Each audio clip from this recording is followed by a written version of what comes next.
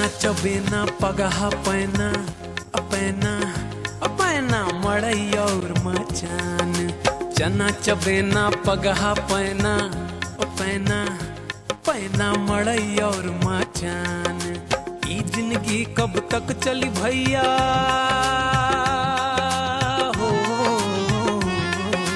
ई जिंदगी कब तक चली भैया। चुनी हनी मन सरकार, चुनी हनी मन सरकार। भैया बनाला आपन बिहार, खाई के मगहिया पान। चल भैया देखे बिहार चुना। इंडिया न्यूज ने एक बड़ा कैनवास तैयार किया है और मैं चाहूंगा कि एक बार स्टूडियो में पूरी तरह से शांति और खामोशी हो जाए, क्योंकि बहुत बड़े चुनाव की हम बातचीत करने जा रहे हैं। 3 बड़े चुनाव हैं। बिहार में दूसरे चरण का चुनाव है। 11 राज्यों में 54 सीटों के लिए बाई इलेक्शंस भी चल रहे हैं और आज ही यूएस प्रेसिडेंशियल इलेक्शन भी है। ग्राउंड जीरो पर आपको लेकर के चलेंगे हम। गोपालगंज से लेकर के पटना तक की रिपोर्ट आपको दिखाएंगे।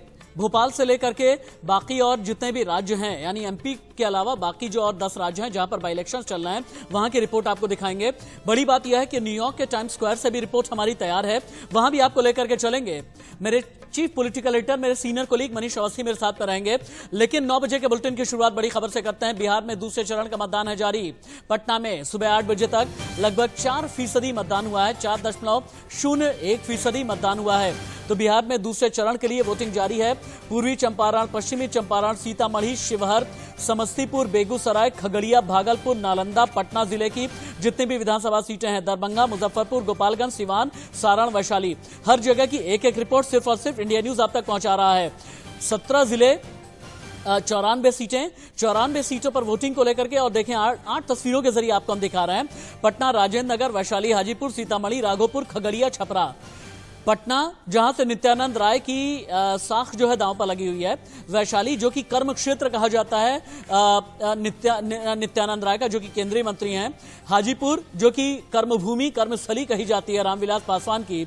छपरा जहां पर प्रधानमंत्री नरेंद्र मोदी ने पहुंच करके ये कहा था कि किसी ऐसे को वोट मत दीजिएगा, वरना लकड़ सुंघा जो है फिर से यहां से गुजर जाएगा। खगड़िया की तस्वीरें आप देख रहे हैं। एलजेपी सुप्रीमो चिराग पासवान वहां पर अपना वोट डालने के लिए पहुंचे थे। राघोपुर और सीतामढ़ी की भी तस्वीरें आपको दिखा रहे हैं। राघोपुर यानी कि वो विधानसभा जहां से तेजस्वी यादव चुनावी मैदान में है। हसनपुर भी आपको लेकर के चलेंगे। गोपालगंज की एक-एक खबर, एक-एक तस्वीर हम आप तक पहुंचाएंगे।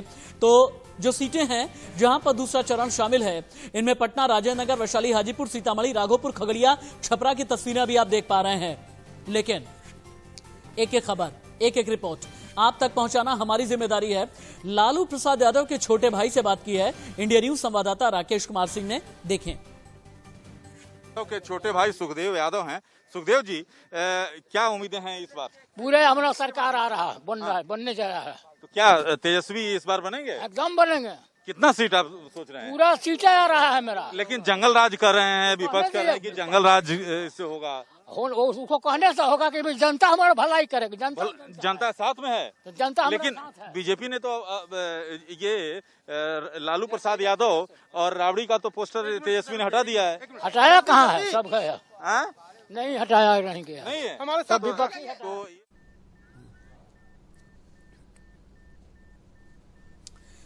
जितना ज्यादा हो सके हमें ग्राउंड जीरो पर भी लेकर के चलें। पटना और गोपालगंज से लाइव भी हम जुड़ेंगे, लेकिन उससे पहले जितने भी गेस्ट मेरे साथ में जुड़े हुए हैं उन्हें इंट्रोड्यूस कर देता हूं मैं। सरोज यादव आरजेडी के नेता हैं, दीपक कुमार एलजेपी के नेता, आरबी उपाध्याय जर्नलिस्ट हैं, डॉक्टर वंदना पांडे पॉलिटिकल एनालिस्ट, राहुल लाल सीनियर जर्नलिस्ट हैं और नवीन कुमार भारतीय जनता पार्टी के प्रवक्ता भी मेरे साथ जुड़े हुए हैं। सीधे मैं नवीन कुमार के पास ही चलता हूं। नवीन कुमार जी, तेजस्वी यादव ने चिट्ठी लिख करके ये पूछा है, आज ही चिट्ठी लिखी गई है और ये कहा है कि 6 साल में कितना काम किया है आप बताएं। जंगल राज और मंगल राज की बात बाद में कीजिएगा, लकड़ सुंघुआ की बात बाद में कीजिएगा, लेकिन पहले 6 साल का हिसाब किताब दें। देखिए, बिहार की जनता को पिछले 6 साल, चलिए नवीन कुमार जी से हमारी कनेक्टिविटी ठीक तरीके से मिल नहीं पा रही है। सरोज यादव के पास में हम चलेंगे। सरोज यादव जी, जेडीयू ने एक वेबसाइट डिजाइन की है, मेरे हाथ में ये वेबसाइट की कॉपी है और इस वेबसाइट का नाम है जेडीयू की तरफ से जो दिया गया है, फुलवरिया से होटवार जेल और इसमें आरजेडी के तमाम घोटालों का जिक्र किया गया है। कोबाल्ट मशीन खरीद घोटाला, वन कीटनाशक घोटाला, शिक्षा घोटाला, मेधा घोटाला, नन बैंकिंग घोटाला, दवा घोटाला, पोषाहार घोटाला, अलकतरा घोटाला, कुष्ठ उन्मूलन योजना घोटाला, इंदिरा आवास घोटाला, कंबल घोटाला, हुडको घोटाला, लाल कार्ड घोटाला, घोटाला घोटाला घोटाला। इसका जवाब वाकई में देते बनता है क्या? सरोज यादव जी, तो मैं आपके चैनल के माध्यम से सभी दर्शकों को प्रणाम करता हूं। मैं आपको बताना चाहता हूं। हेलो, सुन पा रहे? हाँ, बोले बिल्कुल सुन पा रहे हैं आपको। हेलो, मैं ये बताना चाहता हूं, जो घोटालाबाज की सरकार बिहार में चल रही है, जिस तरह से को लूटने वाली सरकार है, सृजन घोटाला, शौचालय घोटाला, मुजफ्फरपुर बालिका गृह कांड का मामला, ये सब किसी से चला है। सारा नल जल योजना घोटाला, सारा तो घोटाला ही सरकार चल रहा है। और दूसरे को क्या घोटाला कहेंगे? हमारी सरकार गरीबों का उत्थान की थी। हमारी सरकार जब थी 1990 से 5 तक, उस समय जो निचले तबके के लोग थे उनको शोषण किया जाता था, उनको दबाया जाता था, उनको सम्मान देने का काम की हमारी सरकार। तो जो समंती सोच के लोग हैं उनको घोटाला ही दिखाई दिया। एक बात आपसे मैं बताना चाहता हूँ, जब कोई गरीब की लड़ाई लड़ता है उसको फंसा करके जेल में बंद। एक काम कर लेंगे हम लोग, मेरी पीसीआर टीम, मेरी टेक्निकल टीम, सरोज यादव जी, नवीन कुमार जी, वंदना पांडे जी, सभी की टेक्निकलिटी हम ठीक कर लेते हैं। और डॉक्टर वंदना पांडे के पास से पहले कि हम चलें, जो अभी इलेक्शन ब्रेकिंग चल रही है इसके बारे में बताना जरूरी है। बिहार में दूसरे चरण का मतदान जारी है और अभी वोटर टर्नआउट के बारे में जो भी जानकारी मिली है, पटना में सुबह 8 बजे तक लगभग 4% मतदान हुआ है। और पटना के अलावा क्या बाकी जगह की भी जानकारी हमें मिल रही है? पटना के अलावा बाकी भी जो 16 जिले हैं, यानी 94 विधानसभा सीटों की जितनी भी जानकारी है तुरंत ही लेकर के आए। सुबह 8 बजे तक लगभग 4.25% के आसपास कुल मिला जुला करके वोटर टर्नआउट हुआ है। यानी अगर सुबह 8 बजे तक 4.25% के आसपास मतदान हुआ है, पटना में अगर 4% के आसपास की वोटिंग हुई है, तो अपने आप में ये कहा जा सकता है, चूंकि कोरोना का काल है और जैसे जैसे ही वक्त आगे चलेगा वैसे ही हम और भी एक जानकारी आपको देते रहेंगे। पटना सीधे चलते हैं राकेश के पास, ग्राउंड जीरो। राकेश, क्योंकि जिस पोलिंग बूथ पर आप मौजूद हैं वहीं पर अभी थोड़ी देर के बाद राबड़ी देवी आने वाली हैं, तेजस्वी और तेज प्रताप भी अपना वोट डालने के लिए आएंगे। कब तक ये लोग दिखेंगे? और साथ ही मुझे ये बताएं कि पटना की जनता अपने जहन में क्या लेकर के चल रही है, क्योंकि दूसरे चरण से पहले राष्ट्रवाद भी हावी है और दूसरे चरण से पहले छठ मैया भी याद आ गई हैं, और इसके अलावा बिहार की आर्थिक स्थिति पर भी वाद विवाद चल ही रहा है। देखिए राशिद, ये कुछ ही क्षणों में जो है यहाँ पर तेजस्वी पहुंचने वाले हैं, जो हमें सूचना मिली है। कुछ लोग हैं। ये बताइए चाची कि वोट देने हैं, क्या मुद्दों को ध्यान में रखकर मत का प्रयोग करेंगी? प्रयोग क्या करेंगे? हमको कौन सुख दिया, कौन चीज दिया? जो हमको तो 5 गो बेटा था, वो कुछ में रोजगार नहीं है, मजदूरी कमाता है। तो रोजगार के आधार पर वोट कर रही हैं आप? है, रोजगार को ध्यान में रखकर मत करेंगे। हाँ। तो राशिद यहाँ पर देख सकते हैं, और मैं इसलिए आपको अपने कैमरे को स्टैंड बाय रख रहा हूँ कि तेजस्वी किसी भी क्षण, क्योंकि घर से निकल चुके हैं वो, और किसी भी क्षण यहाँ पर पहुंच सकते हैं। तो यहाँ पर जो गतिविधियां हैं वो काफी बढ़ गई हैं, और हमारी नजर है तेजस्वी पर, क्योंकि तेजस्वी महागठबंधन के मुख्यमंत्री के उम्मीदवार हैं और कुछ ही क्षण में यहाँ पर पहुंचने वाले हैं। यहाँ पर देख सकते हैं कि अधिकारी हों, राकेश, सुरक्षा। राकेश, आपको आवाज आ रही है? राकेश, मेरा सवाल आपसे है, आपने चाचा से बात की, हमने मामा की बात सुनाई, भतीजा कितनी देर में पहुंचेगा? और चाचा क्या कह रहे हैं कि भतीजा मुख्यमंत्री पद पर पहुंचने वाला है। और राशिद, इस बीच हमारे पास कूलर की चाय भी मनीष जी, सबसे महत्वपूर्ण बात यह है कि लालू राज में जो साला के कारनामे थे वो आप जग जाहिर है, और ये आप देख सकते हैं कि तेजस्वी पहुंच गए। तेजस्वी का काफिला जो है यहाँ पर पहुंच चुका है। मेरे आप फ्रेम में देख सकते हैं यहाँ पर तेजस्वी यादव, जो महागठबंधन के मुख्यमंत्री के उम्मीदवार हैं, वो अपने मत का प्रयोग करने के लिए यहाँ पर पहुंच चुके हैं। और उनका काफिला, क्योंकि यहाँ बताया गया है कि यहाँ से अपने मत का प्रयोग करने के बाद सीधे जो है यहाँ से निकलेंगे प्रचार के लिए। तो पूरा आपको दिखाना चाहूँगा कि देखिए बहुत लोग हैं यहाँ पर लगातार, क्योंकि राबड़ी देवी जो हमें दिखाई दे रहे हैं उसमें राबड़ी देवी हैं यहाँ पर और तेजस्वी यादव भी हैं, एक ही गाड़ी में दोनों हैं। तो ये साफ तौर पर देख सकते हैं कि तेजस्वी यादव और राबड़ी देवी दोनों एक ही गाड़ी में बैठे हुए हैं।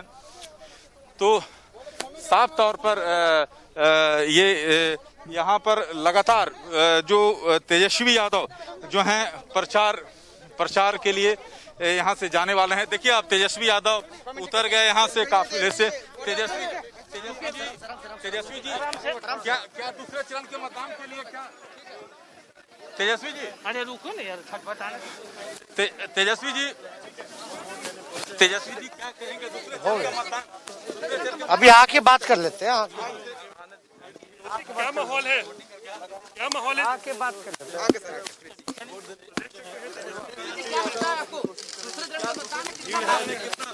अभी आके बात करेंगे ना। देख सकते हैं तेजस्वी यादव यहाँ पर उनका साफ तौर पे कहना है कि जिस तरह से तेजस्वी यादव का उनका कहना है कि अभी मत का प्रयोग करेंगे, उसके बाद ही वे कुछ राबड़ी जी बदलाव चाहिए बिहार में, जनता बदलाव चाहती है। प्रचार नहीं कर रही बिहार में बदलाव चाहती है जनता, बिहार के जनता बदलाव चाहती है। प्रचार नहीं कर रहे इस बार।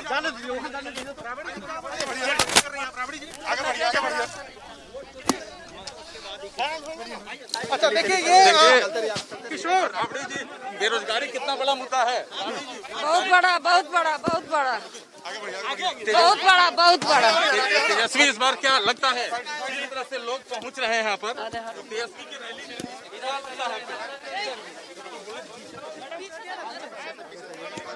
तो साफ तौर पर देख सकते हैं कि राबड़ी देवी का कहना है कि इस बार चुनाव काफी अहम है, लोग जो हैं बदलाव चाहते हैं। तो ये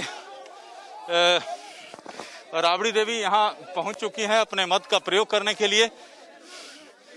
तो अब पूरे बिहार में बदलाव जनता चाह रही है। बदलाव के लिए सीधे तौर पर उन्होंने तो जिस तरह से यहाँ पर तेजस्वी और राबड़ी देवी पहुंची हैं, तो आप समझ सकते हैं कि यहाँ से अपने मत का प्रयोग करने के बाद सीधे जो है तेजस्वी अपने प्रचार के लिए निकलेंगे। तो जिस तरह से दूसरे चरण का मतदान चल रहा है, नेता एक दूसरे पर वार प्रतिवार कर रहे हैं, तो मुकाबला काफी रोचक है। और दूसरे चरण के मतदान को लेकर जो राजनीतिक विश्लेषक हैं उनका कहना है कि ये चरण काफी अहम माना जा रहा है। तो आप यहाँ पर देखिए अब तेजस्वी और राबड़ी दोनों जो हैं मतदान केंद्र में जाते हुए अपने मत का प्रयोग करने के लिए। तो जिस तरह से जो मुकाबला है उसको आप देख सकते हैं। उनका कहना है कि राबड़ी देवी का कि लोग जो हैं बदलाव चाहते हैं और बदलाव के लिए ही लोग यहाँ पर उनकी रैली में पहुँच रहे हैं। तो साफ है, आप देखिए कि राबड़ी देवी और तेजस्वी मतदान केंद्र में पहुंच गए और साफ कहना है तेजस्वी का कि यहाँ से जब निकलेंगे तब हम बात करेंगे, लेकिन वे कॉन्फिडेंट नजर आ रहे थे और राबड़ी देवी को उन्होंने आगे किया। राबड़ी देवी ने अपनी बात रखी और राबड़ी देवी ने कहा कि लोग बदलाव चाहते हैं। अब इंतजार, क्योंकि दूसरे चरण का मतदान चल रहा है और दूसरे चरण के मतदान काफी महत्वपूर्ण माना जा रहा है। राकेश, मेरा सवाल आपसे, ये जो तस्वीरें हमने देखी, ये तस्वीरें देखकर मुझे एक लाइन याद आती है, तेरी उंगली पकड़ के चला ममता के आंचल में पला। मां के साथ पहुंचे तेजस्वी।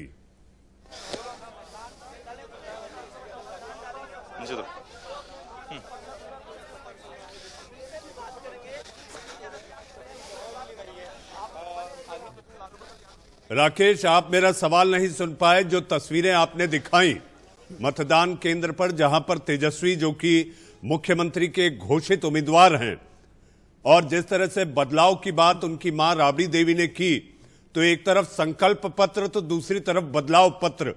लेकिन जो नजारा देखने मिला राकेश, मेरा सवाल है, तेरी उंगली पकड़ के चला, ममता के आंचल में मतदान केंद्र तक आया।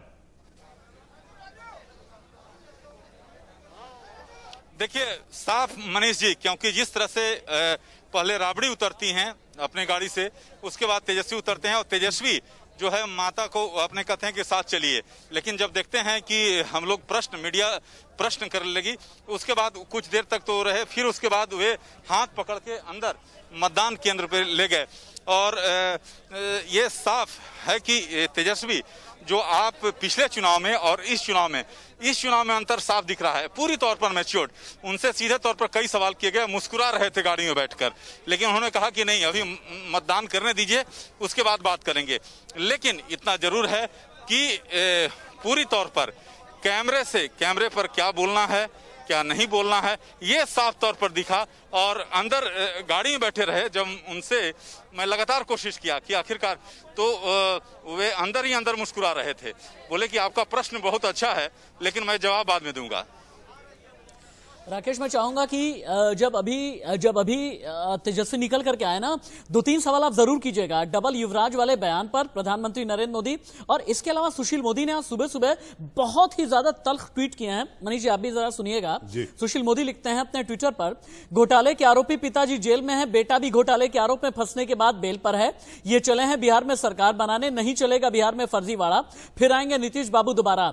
इस पर आपको जवाब लेना है राकेश। और इसके अलावा सुशील मोदी आगे कहते हैं, जनता को नौकरी के नाम पर ठगने के लिए निकल चुके हैं जंगलराज के युवराज, लेकिन बिहारियों को फंसाना नहीं है इनके बस की बात। न जात पे न पात पे वोट पड़ेगा एनडीए के विकास पे, क्योंकि बिहार को दरकार है फिर एक बार नीतीश सरकार है।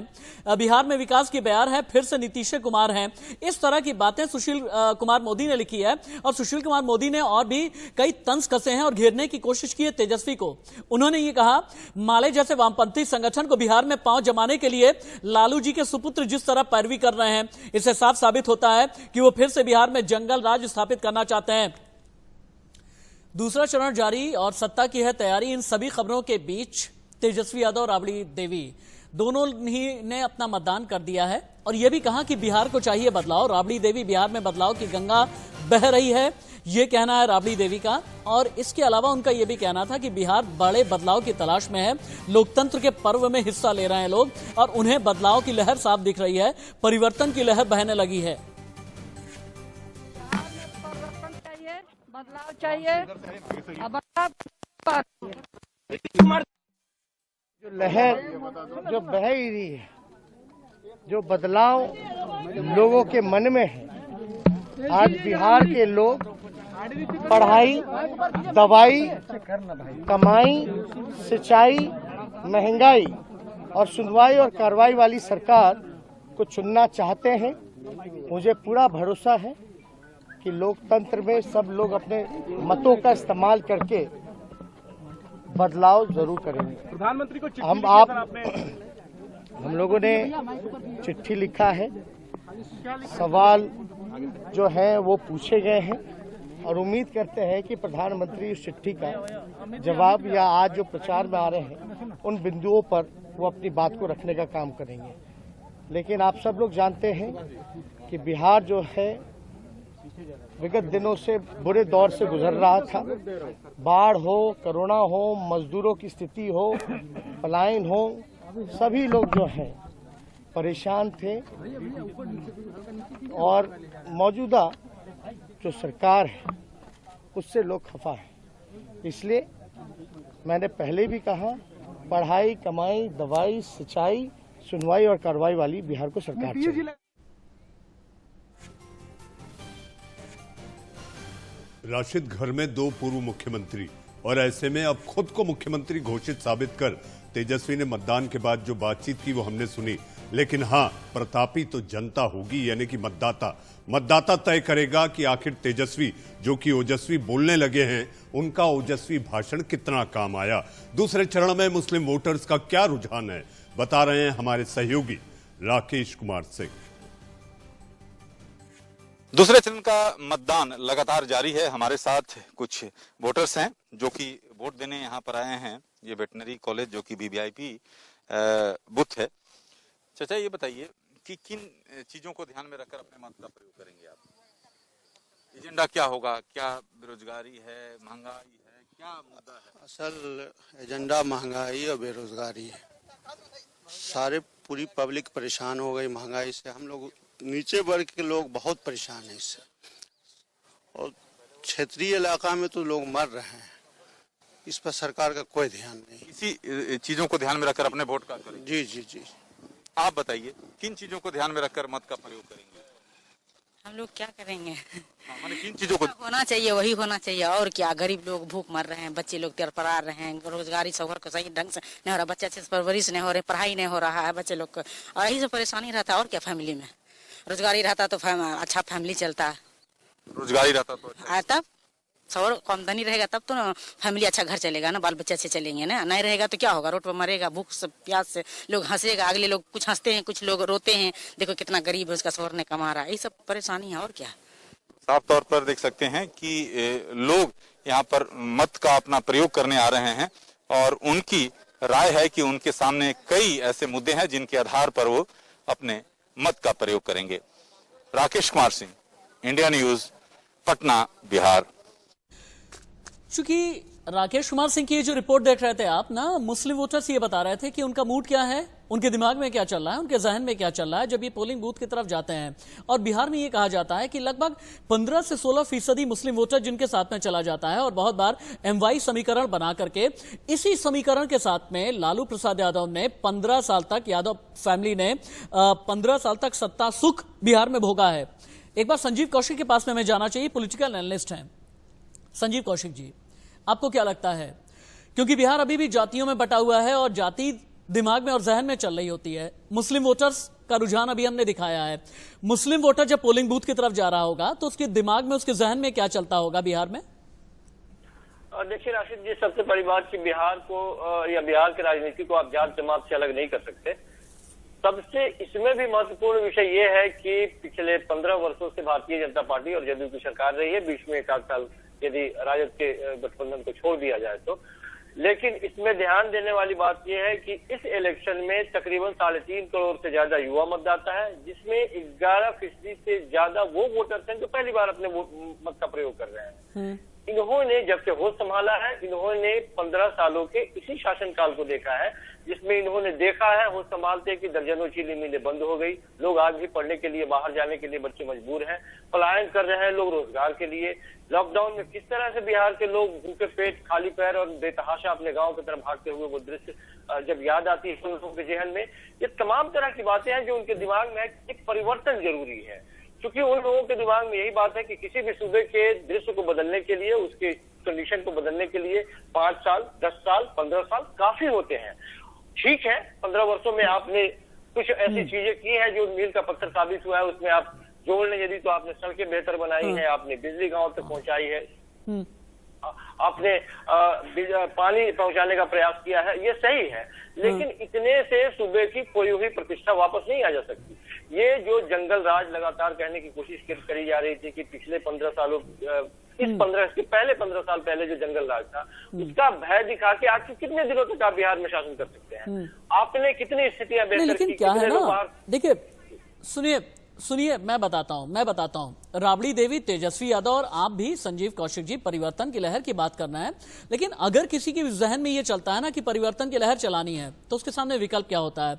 संदीप चौधरी जी, जब विकल्प तलाशने के लिए हम जाते हैं बिहार में ना, तो विकल्प के तौर पर जानते हैं क्या होता है हमारे सामने होता है नालंदा का जंगल राज के वक्त में नरसंहार, अरवल का नरसंहार, औरंगाबाद, पटना, बक्सर का नरसंहार। जहन में होता है नन बैंकिंग घोटाला, कोबाल्ट मशीन घोटाला, शिक्षा घोटाला, लेक्चरर नियुक्ति घोटाला, चारा घोटाला। जहन में होता है कंबल घोटाला, इंदिरा आवास घोटाला, मास्टर रोल घोटाला, वर्दी घोटाला। अगर पीछे जाकर के इतिहास में इतने घोटाले होते हैं तो विकल्प के तौर पर, एक मिनट, नीतीश कुमार, बिहार के मुख्यमंत्री नीतीश कुमार अभी तस्वीरों में नजर आ रहे हैं। बिहार के मुख्यमंत्री नीतीश कुमार जो दूसरे चरण के ठीक पहले एंग्री यंग मैन के तौर पर नजर आए थे, अलग अलग चुनावी जनसभा में गुस्से में भी नजर आए थे, और बिहार के मुख्यमंत्री नीतीश कुमार अभी अपना वोट डालने के लिए पहुंचे हैं। नीतीश कुमार जिनके बारे में ये कहा जा रहा है कि एक अजीब तरीके की दुविधा में है, जहन से ये जानते हैं कि पर्दे के पीछे एलजेपी के साथ बीजेपी का कोई खेल चल रहा है, लेकिन बावजूद इसके नीतीश कुमार ये भी जानते हैं कि फ्लोटिंग वोट और उनका जो सुशासन बाबू का जो चेहरा है, इस चेहरे के आधार पर बिहार में एनडीए की सरकार दोबारा बन सकती है। ये नीतीश बाबू बहुत अच्छे तरीके से जानते हैं। नीतीश कुमार 2015 में जो पाले में रहे हैं महागठबंधन के, आरजेडी के साथ में चुनाव लड़ा था, प्रचंड बहुमत मिला था, और उस जमाने में 16 महीने के बाद जैसे ही पाला बदला नीतीश कुमार, तो अब आरजेडी ये कहने लगी है कि नीतीश बाबू जो हैं ये सुशासन बाबू नहीं हैं, ये तो पलटू नेता हैं। आरजेडी की तरफ से ये भी कहा गया कि नीतीश अपनी जबान से भी पलट जाते हैं। बिहार में दूसरे चरण का मतदान जारी है। पटना से लाइव तस्वीरें भी आप देख पा रहे हैं। नीतीश कुमार अपना वोट कास्ट करने के लिए, अपना वोट डालने के लिए पहुंचे हैं। सबसे खास बात यह है राशिद इन चुनाव में कि चिराग पासवान एक तरफ, तो चिराग पासवान का जिस तेवर के साथ नीतीश पर हमला हो रहा है, मुझे ऐसा लगता है कि सबसे ज्यादा नुकसान अगर जदयू को कोई पहुंचाएगा तो वो चिराग पासवान हो सकते हैं। लेकिन आप ये देखिए दूसरी तरफ जो दिखाई देता है वो ये कि बीजेपी के साथ हैं आप। तो आखिर आप करना क्या चाह रहे, कहना क्या चाह रहे? मुझे ऐसा लगता है कि केकरबा, बिहार में केकरबा क्या होगा, कैसे होगा, तो यहाँ पे लेकर एक असमंजस की स्थिति दिखाई देती है कि भाई मोदी तुमसे बैर नहीं, लेकिन नीतीश तुम्हारी खैर नहीं। और इसके पीछे भी वजह है, जो बात अभी मनीष जी कह रहे हैं ना कि मोदी तुमसे बैर नहीं, नीतीश तुम्हारी खैर नहीं, इसके पीछे की वजह यह है, सियासत में एक बात कही जाती है, मेरे ख्याल से हमें जो हमारे जर्नलिस्ट हैं उनके पास में जाना चाहिए। संदीप चौधरी जी, सियासत में एक बात कही जाती है, सर पर वार कर दो लेकिन जड़ में वार कभी भी मत करना। और नीतीश कुमार ने असल में जड़ पर ही वार किया। दलित वोट बैंक को साधने के लिए हम यानी कि जीतन राम मांझी को वापस से लेकर के आए, कई दलितों को महादलित में डाल दिया, दुसाध को छोड़ दिया, और बिल्कुल अंत में जाकर के 2014-15 के आसपास जो है फिर दुसाध जो है वोटर्स, उन्हें तब जाकर के महादलित में शामिल किया है। तो क्या यह माना जाए कि असल में नीतीश ने एलजेपी के बिल्कुल जो रूट वोट बैंक होता है यानी जड़ पर हमला किया, और यही एक बात जो है बार बार चिराग पासवान को सताती रहती है? आप देख रहे हैं मुख्यमंत्री नीतीश कुमार जाके अपने मताधिकार का प्रयोग करते हुए आपके टीवी स्क्रीन पर। इसके पहले तेजस्वी यादव, राबड़ी देवी, इन्होंने अपने मताधिकार का प्रयोग किया, और इसके अलावा चिराग पहले ही कर चुके हैं।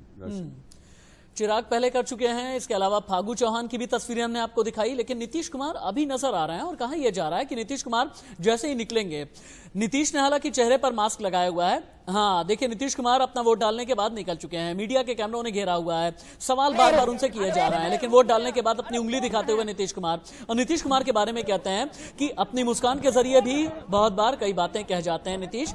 और नीतीश ने हालांकि पहले चरण के ठीक पहले जिस तरह से बोला था ना, 9 बेटियां पैदा करने वाले भी आज की तारीख में बेटियों की बात करते हैं। नीतीश कुमार कुछ कह रहे हैं क्या, एक बार सुनते हैं, सुनने की कोशिश करते हैं। ऑडियो आप कीजिए।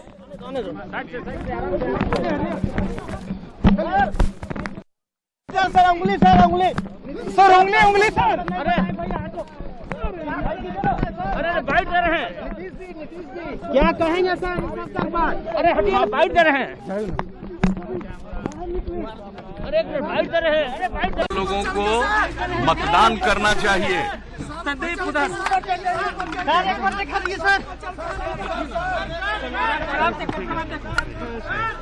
बैठो ना, चलिए आप आराम रहिए, नहीं बोलो। नीतीश कुमार जिन्होंने बहुत ज्यादा कुछ बोला नहीं, हालांकि उम्मीद ये की जा रही थी कि आज भी नीतीश कुछ कहेंगे, लेकिन 17 जिलों की 94 सीटों पर वोटिंग जारी है। बिहार में 94 सीटों पर मतदान का घमासान है। घमासान के बीच नीतीश ने कर दिया है मतदान।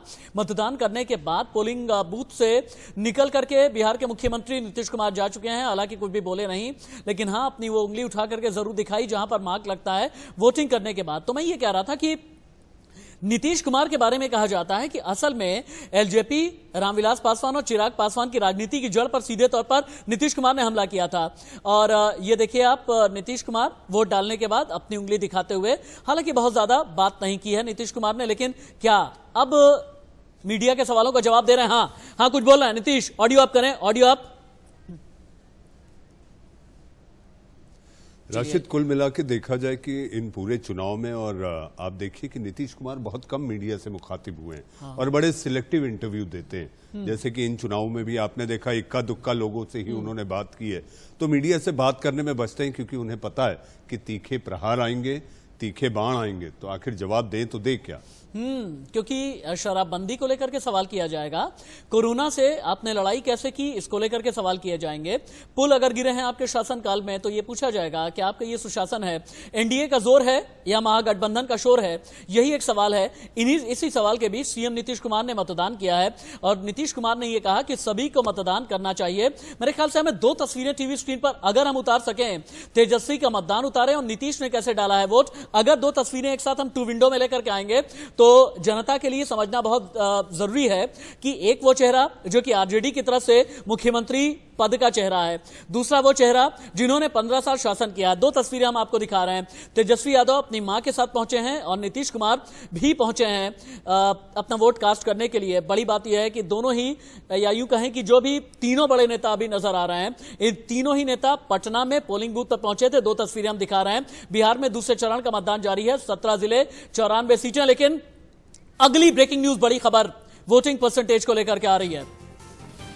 इस वक्त की बड़ी खबर, बिहार में दूसरे चरण का मतदान जारी और 9 बजे तक 7.85% मतदान की जानकारी और खबर आ रही है आपके टीवी स्क्रीन पर।